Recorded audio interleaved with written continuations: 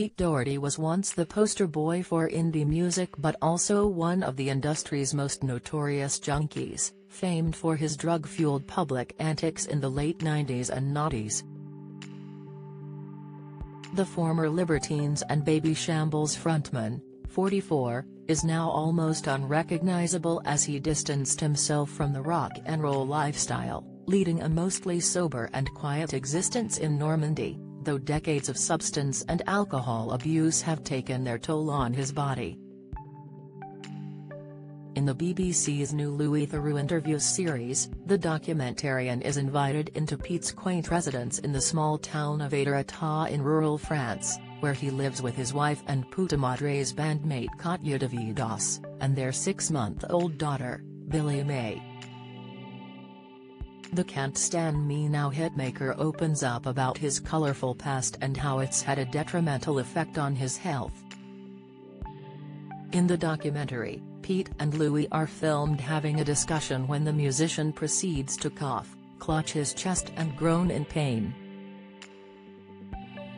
After worry and questions from Louis, Pete explains, "You are looking at a very sick man. I've battered it, haven't I? I've effing caned it. The heroin and the crack.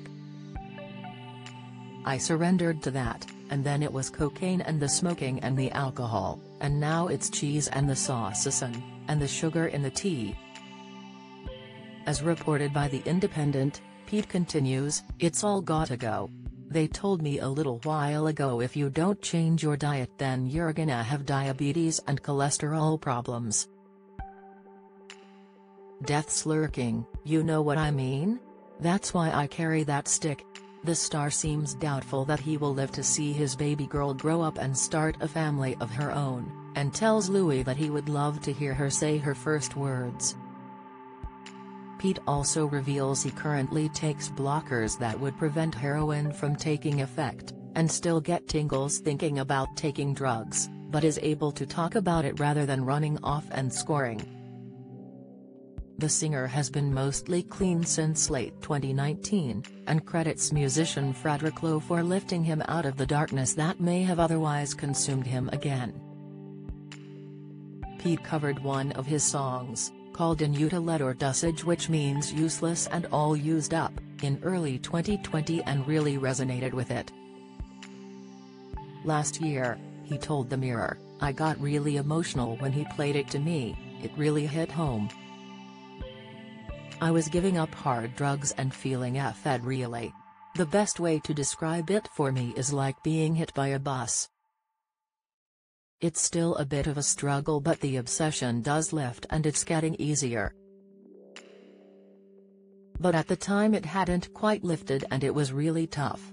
Pete admitted that he feels amazed he's even alive, let alone still clean, after more than 2 years. He also explained that his drug addiction almost cost him both his feet after he ran out of veins. "I was really pushing the limits. There were a few close calls really. I nearly lost my feet and horrible things like that," he said. "It was very close, just because of the injecting. That's what happens when you run out of veins. It all seems so long ago now though, but it was a hell of a ride." Pete shot to fame when he dated supermodel Kate Moss in the mid-2000s and had a secret relationship with musical genius Amy Winehouse, who died of alcohol poisoning at 27. But now the once troubled star spends his days walking his 2 huskies around his new home in Normandy, reading the local paper and watching films with his other half. Louis Theroux interviews Pete Doherty is on BBC iPlayer and BBC Two at 9 p.m. tonight. Follow Mirror Celebs on Snapchat, Instagram, Twitter, Facebook, YouTube and Threads.